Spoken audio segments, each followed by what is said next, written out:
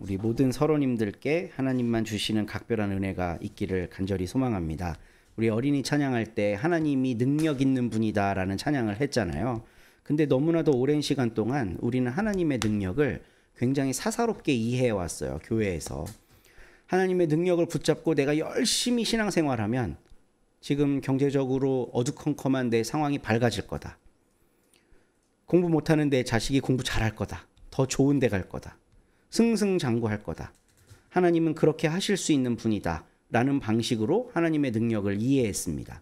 근데 오늘 우리가 함께 읽은 말씀과 또 오늘 그 성서 정과에 따라 나와 있는 말씀들이 너무 한결같이 하나를 가르쳐 주고 있는데, 하나님의 능력이라는 거는 경계를 허무는 거예요. 경계를 허무는 거. 유대인들은 어떤 믿음에 사로잡혀 있었나요? 정결법을 지켜야 된다고 하는 강력한 믿음이 있었죠. 그 강력한 믿음을 지키는 게 하나님의 능력을 표현하는 방법이라고 생각했어요. 근데 진짜 하나님의 능력은 뭐냐면 그 정결법을 하지 않아도 하나님과 우리의 관계가 유지될 수 있다는 거예요. 이거를 받아들이는 게 얼마나 어려운 건지 몰라요. 바울이 이방인과 유대인들에 대한 이야기를 할 때 계속해서 주장하는 게 그겁니다. 유대인은 구원받을 수 있어요, 없어요? 있죠. 그럼 이제 우리가 유대인의 빙의가 돼보는 거예요. 1000몇백 년 동안 예루살렘을 중심으로 하나님을 예배하고 제사 드리고 거룩한 백성이 되는 훈련을 받았어요. 비록 힘이 없어서 이 성전이 파괴된 적도 있고 유배지로 끌려간 적이 있어도 신명기에 끊임없이 나옵니다. 너희들이 돌이켜서 다시 나를 찾으면 내가 그걸 회복시켜 주겠다 그래요. 그러니까 다시 하나님을 사랑하고 하나님께로 나아가면 다시 그 민족을 강성하게 해주신다고 이스라엘 백성들은 믿었어요. 그리고 그 대상은 유대인이어야 됩니다. 할례 받고 하나님의 명령을 따르는 유대인. 그런데 그 유대인이 이방인도 구원받을 수 있어요 라는 거를 받아들일 수 있었을까요? 없었죠. 그러니까 우리 조선시대 한번 생각해 볼게요. 이제 정실에게서 낳은 자식들이 아버지의 가업을 물려받아요. 이제 원래는 과거 제도라는 것 때문에 벼슬을 물려주면 안 되지만 조선 중기 이상으로 지나가 버리면 벼슬을 세습하는 거는 아주 일상적인 일이 됩니다. 그렇죠? 근데 서얼이 태어났네. 서얼. 이 서얼이 아버지의 가업 가산과 벼슬을 물려받는다. 가능해요? 불가능하죠. 근데 믿음이라는 거, 하나님의 능력이라는 건 그거를 뛰어넘는 거를 말하는 거예요. 바울도 그렇고 복음서들도 그렇고 이방인들은 개처럼 여겨서 나는 본토 내 동족들을 위해 하나님께서 부르신 치유자지 개들한테 보냄받은 사람이 아니야. 예수님 그렇게 얘기해버리잖아요. 수로보니게 여인한테. 그런데 하나님의 능력과 믿음의 상관관계는 그거를 뛰어넘어서 그들도 치유를 경험하게 하는 겁니다.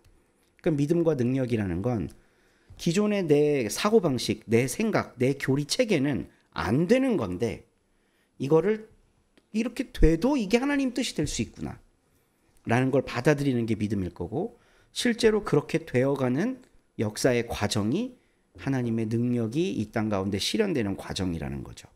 바울이 오늘 로마서 15장 말씀을 통해 그 이야기를 하는데요. 우리 함께 읽으면서 나아가겠습니다. 우리 14절부터 16절까지 용영아 집사님 읽어주시면 좋겠습니다.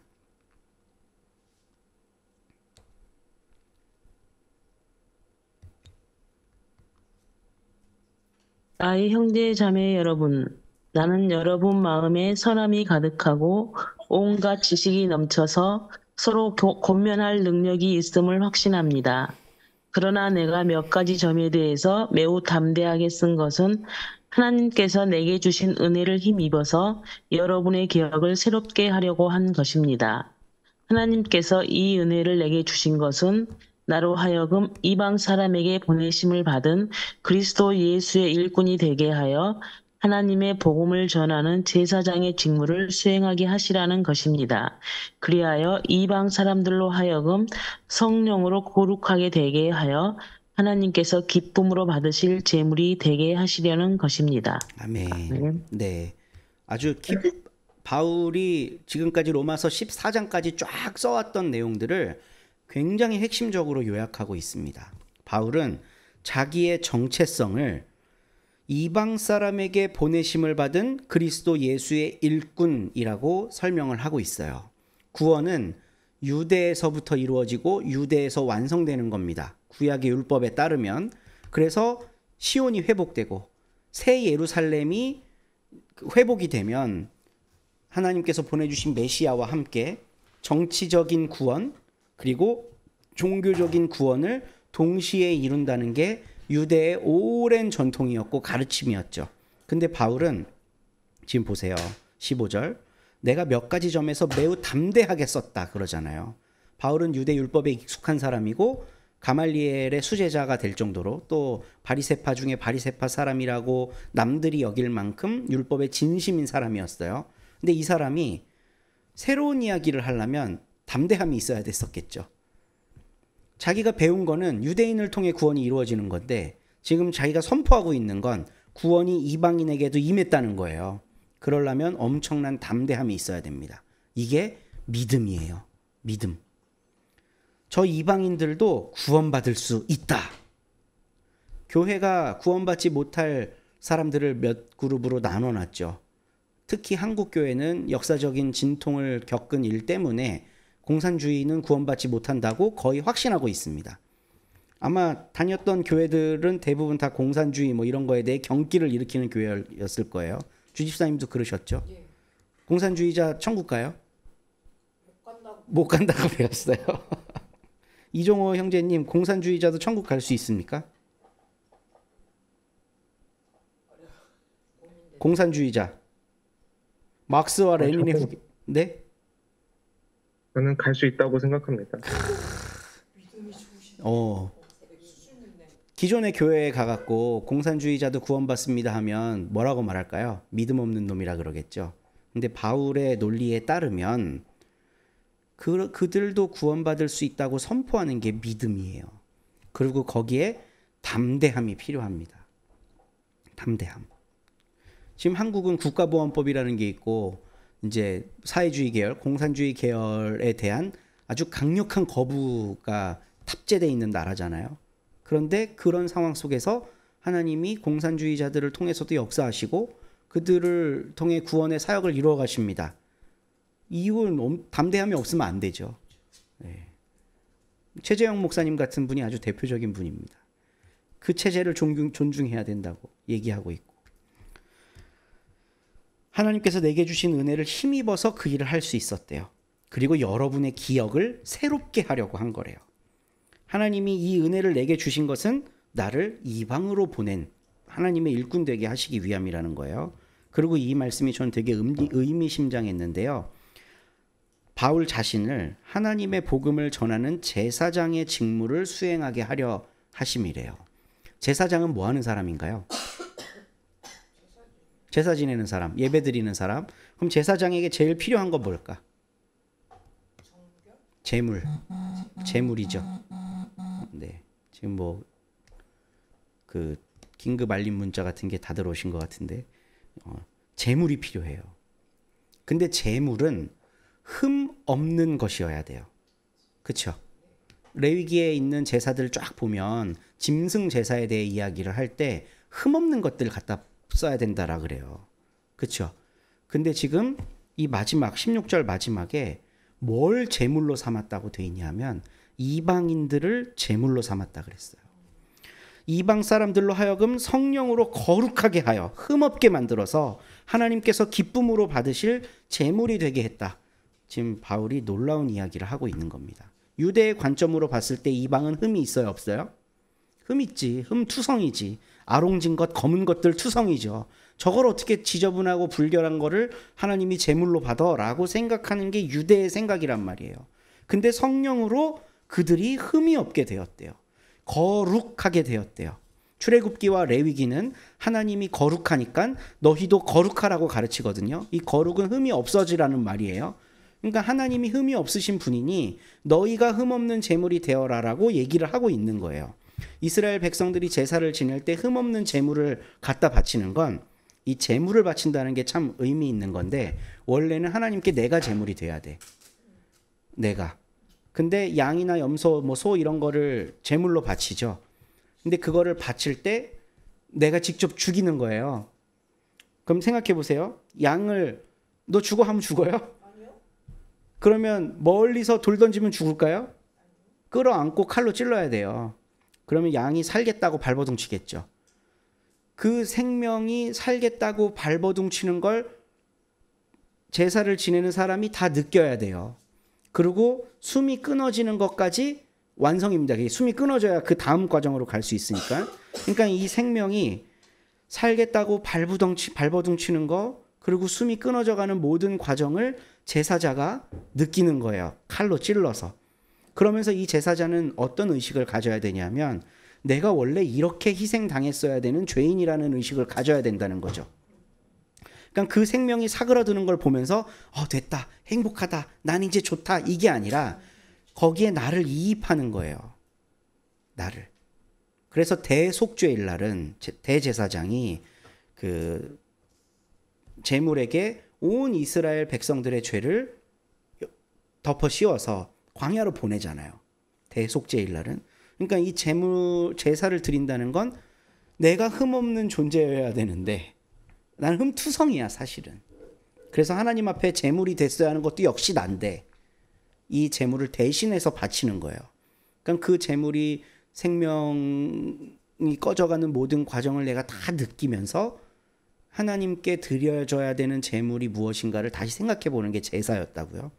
근데 바울은 지금 그 제물이 이방인이라고 설명을 하고 있어요. 제가 참 좋아하는 그림인데 우리 이은교회 가보신 분들 아시겠지만 이은교회 식당에 이게 딱 걸려 있어요. 누가 그렸는지도 몰라요. 예수님이죠. 근데 예수님이 까맣기도 하고 하얗기도 하고 노랗기도 해요. 우리는 예수님 그러면 패션 오브 크라이스트 같은 거 생각하면서 백인의 곱슬머리 금발 쫙 잘생기고 파란 눈동자의 어떤 모습을 생각하고 그분이 십자가를 짊어지면서 당한 고난, 그렇게 잘생기고 하얀 오빠가 지금 고통을 당해. 왜 고통당해요? 나 때문에.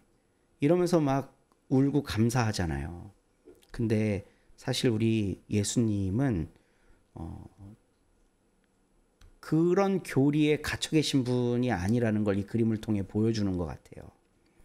모든 이들의 예수님이고 누구나가 될 수 있고, 우리 지지난주에 선천댁 함께 나눴었는데 민중신학자들은 유일한 단 한 번의 메시아로서의 예수 그리스도를 신앙하는 건 많은 결점이 있다고 생각한 거예요.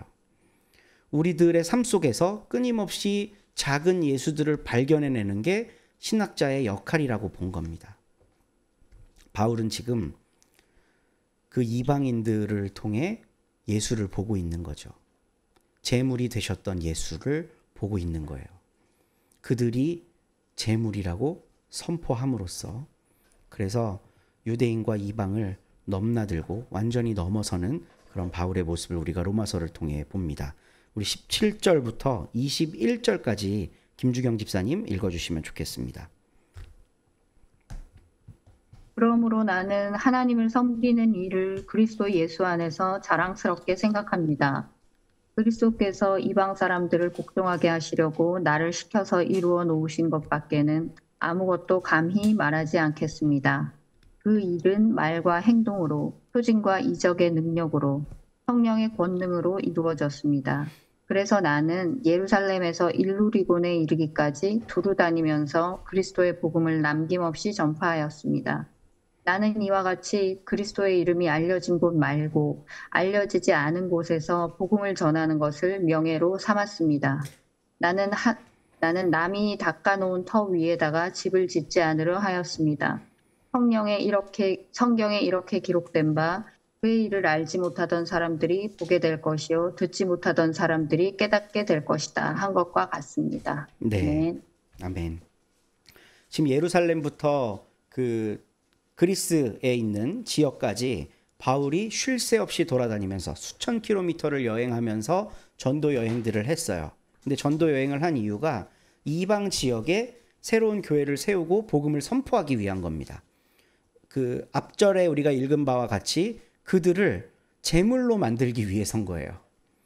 예수님이 온 인류를 위해 제물이 되셔서 죽었던 것처럼 지금 이제 이방 사람들이 그 흠없고 순결한 예수님의 본을조차 제물이 되어가는 과정이 선교의 역사인 겁니다. 선교의 역사. 그래서 온 땅을 두루 다니며 선교를 한 거죠. 왜냐하면 거기에는 믿는 사람들이 없었기 때문에, 이방 사람들도 구원받습니다라는 소식이 아직 전해지지 않았기 때문에, 그래서 남들이 닦아놓은 터 위에다가 집을 세우려고 하지 않고 새로운 곳들을 끊임없이 다니며 전도했다는 거예요. 오늘날도 미전도 종족이라는 곳이 있을까요? 있어요? 없습니다. 없어요. 전 세계 어디를 가든 스마트폰이 다 있습니다. 이제 장신대에서 선교학 하시는 분이 미전도 종족을 선교하는 거에 대한 박사학위 논문을 쓰는데, 이제 본인이 이것저것 다 알아보다가 아직도 그리스도의 복음을 전해야 될 땅이 남았다고 해서 미전도 지역들을 쫙 정리해서 논문에다 쓴 거예요. 그래서 논문이 통과가 됐어요. 근데 거기 나와 있는 지역들을 미국에 있는 학교, 영국에 있는 학교에서 찾아보면 이미 다 전도했던 지역이에요. 다 전도했던 지역. 우리가 모르는 것뿐이지. 지금 기독교의 역사가 2000년입니다. 그리고 대항해 시대 때는 전 세계에 안 돌아다닌 데가 없고, 심지어 대항해 시대 때는 미생물조차도 배를 타고 전 세계에 다 흩어졌다 그래요. 그러니까 이게 진화 생물학적으로 이해되지 않는 현상들이 오늘날에 있는데, 태평양 한가운데 있는 하와이 섬에 살고 있는 어떤 미생물이 유럽에도 살고 있는 거예요. 그래서 아니 어떻게 이건 도저히 살 수가 없는데, 이 큰 바다가 가로막고 있어서 똑같은 유전자를 가진 종이 넘어올 수가 없는데 이게 어떻게 있지 하고 연구하다가 이제 진화 생물학자들이 밝힌 거예요. 대항해 시대 때 배 타고 온 거예요. 배 타고. 유럽에서 배에다가 사과 같은 걸 가득 싣고 와갖고 먹으면서 오다가 이게 썩어서 못 먹으니까 섬에다 그냥 버린 거죠. 그럼 그 섬에도 똑같은 유전자를 가진 미생물들이 자라고, 그러니까 우리가 인지하지도 못한 사이에 미생물들까지도 전 세계 구석구석 안 들어가는 데가 없는데, 사람이 살고 있는 그 어느 곳이라도 기독교의 복음이라고 하는 건 전달이 되고 있는 거죠.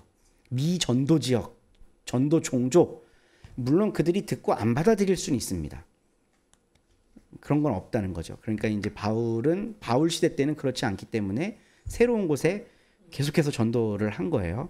근데 오늘날도 저는 전도 종족이 있다고 생각을 해요. 개념을 바꿔보면 보세요. 바울이 미전도 지역이라고 생각했던 곳은 이방인도 구원받을 수 있다는 생각을 못하는 지역이에요. 그곳에 그 사실을 선포하는 걸 선교의 목적으로 삼았죠. 그럼 오늘날도 똑같은 논리를 적용해 볼까요? 구원받을 수 없다고 교회가 규정 지어놓은 그룹들이 있어.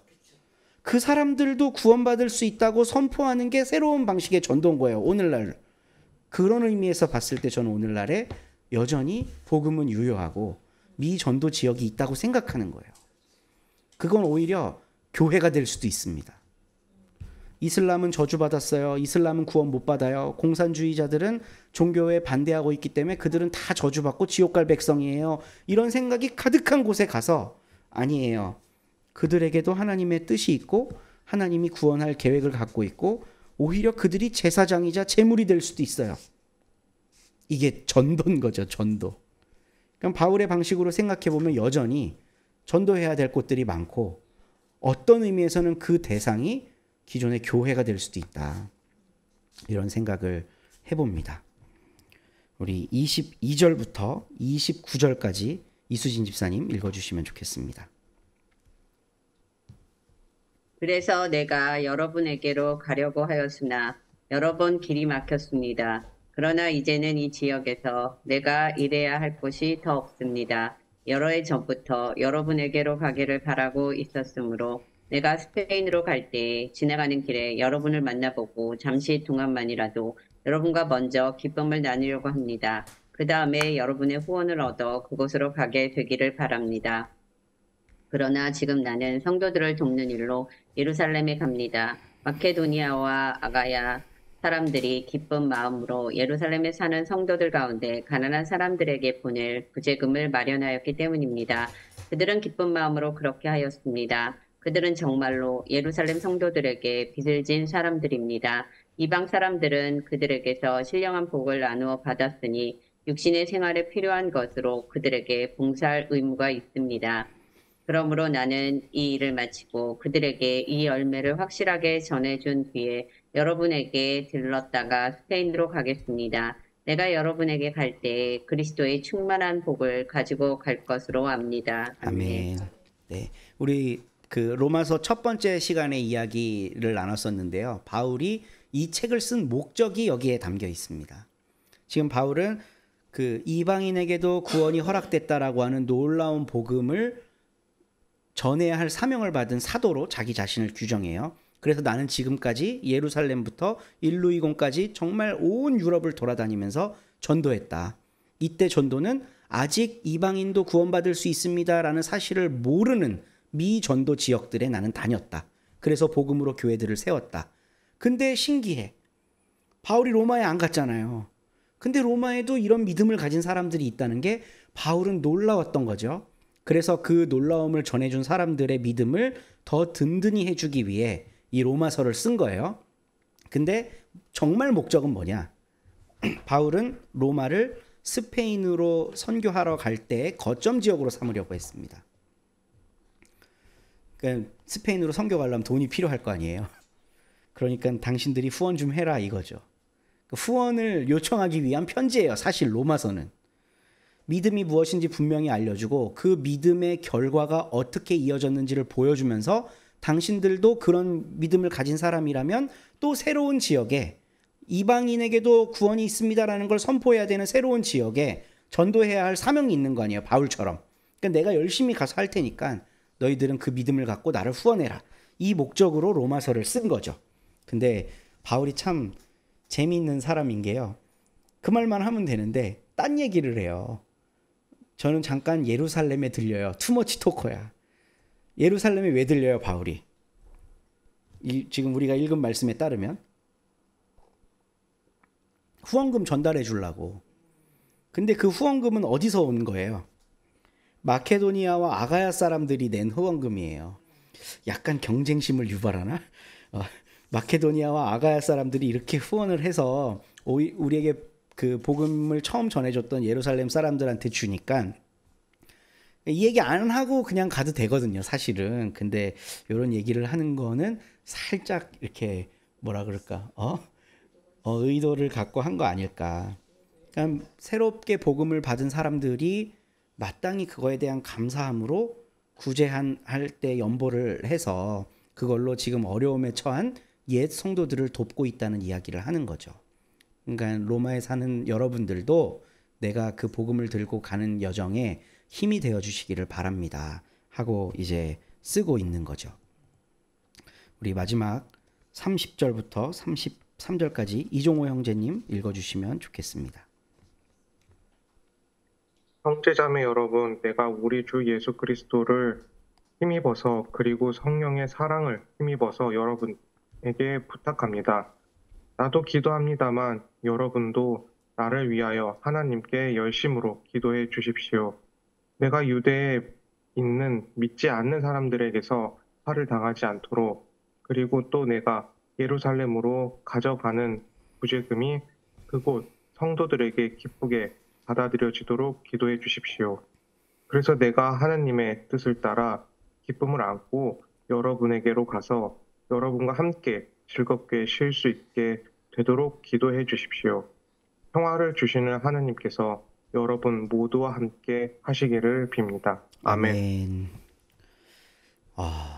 그러니까 바울 시대에도요, 이미 교회가 보수화돼 있었어요. 그러니까 예루살렘을 중심으로 했던 교회는 유대적 배경을 갖고 있기 때문에 자기들이 오랫동안 갖고 있었던 그 가치 체계 위에 기독교를 세운 겁니다. 그러니까 이 가치 체계가 어떤 땐 더 세게 작동할 때도 있는 거예요. 할례 안 받은 사람은 안 돼. 음식 규정 안 지키는 건 안 돼. 이런 게 더 강한 거죠, 이 사람들은. 근데 그들도 교회는 교회예요. 그들도 교회는 교회고 그들도 구원의 은혜를 입은 사람들이에요. 근데 바울은 그 안에 머물러 있지 않았어요. 예루살렘 교회로부터 파송을 받아서 전 세계를 돌아다니면서 이 예루살렘 교회가 가르치는 것보다 훨씬 급진적이고 강력한 복음을 전했습니다. 그래도 음식 규정은 지켜야지. 그래도 할례는 받아야지. 이런 거 바울은 전혀 거리낌 없이 그런 거 하나도 안 해도 돼. 이방인인 존재 그 자체로 하나님이 받으시는 재물이야. 이걸 막 선포하잖아요. 그러니까 교회 안에, 그러니까 전 세계 교회라고 유럽의 교회를 기준으로 봤을 때 바울의 사역에 대한 호불호가 나뉘는 거예요. 예루살렘을 중심으로 한 유대적 배경을 가진 교회들은 바울을 탐탁지 않게 여겼어요. 그러니까 심지어는 화를 당할 수도 있어요. 화를 당할 수도 있어. 그래서 그 예루살렘에 갈 때 예수를 받아들이지 않는 극단적인 유대주의자들로부터 화를 당하지 않게 기도해달라고 지금 요청을 하고 있습니다.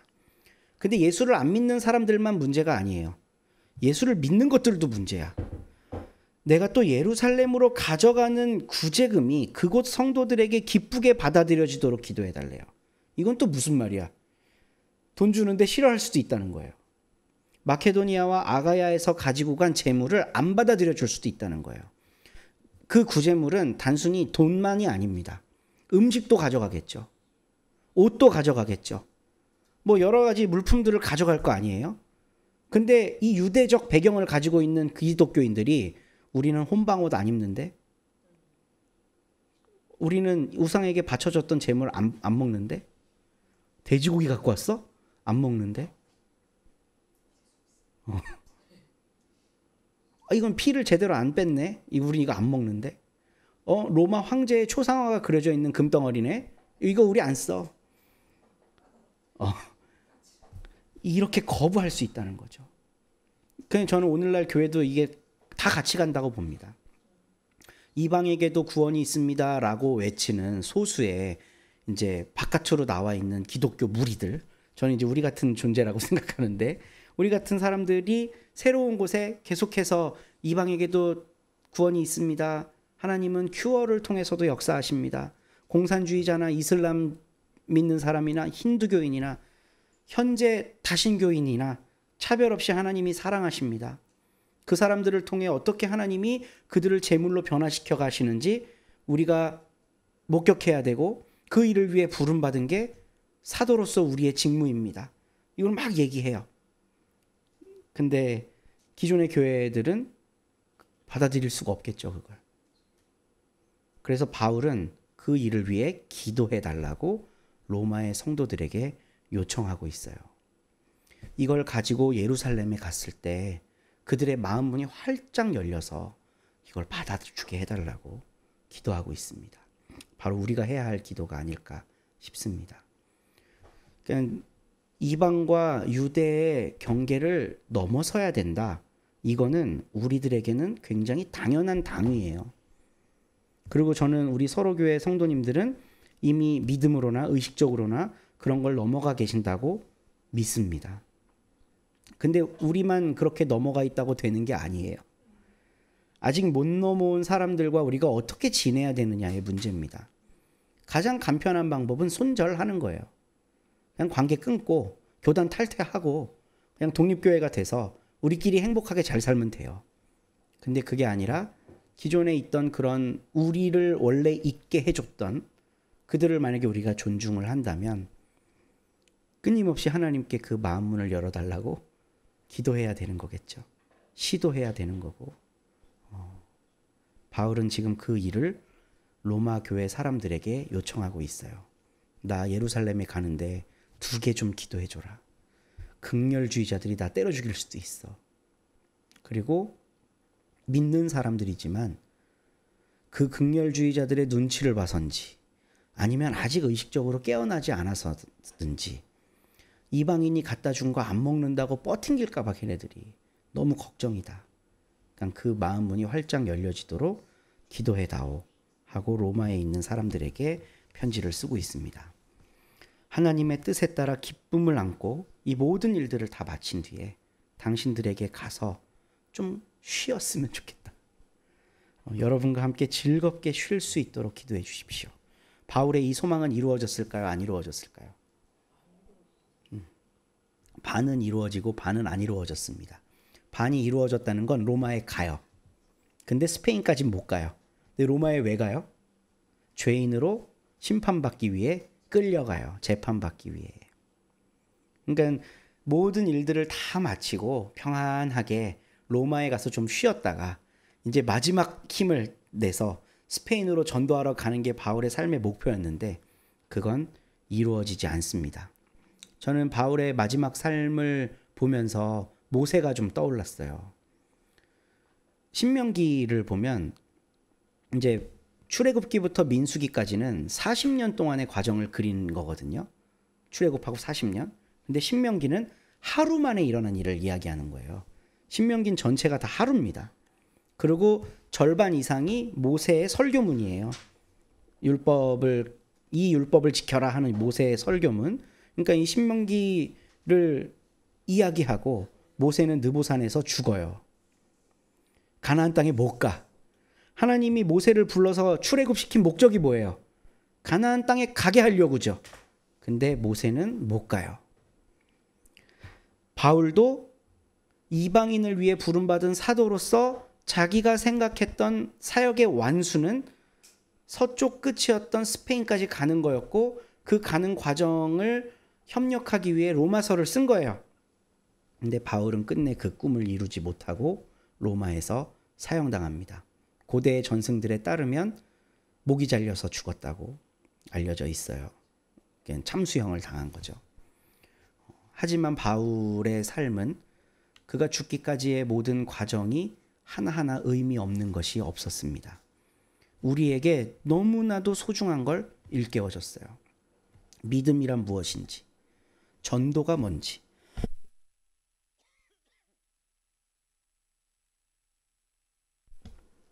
예수 그리스도를 통해 지금 이루어지고 있는 하나님의 뜻이라는 게 뭔지를 알려줬습니다. 그리고 오늘 우리는 말씀을 통해 이방인들도 구원받을 수 있다라고 하는 선언을 바울을 통해 보게 됐습니다. 이 믿음 갖고 승리하는 우리 서로 공동체가 되기를 간절히 바라봅니다.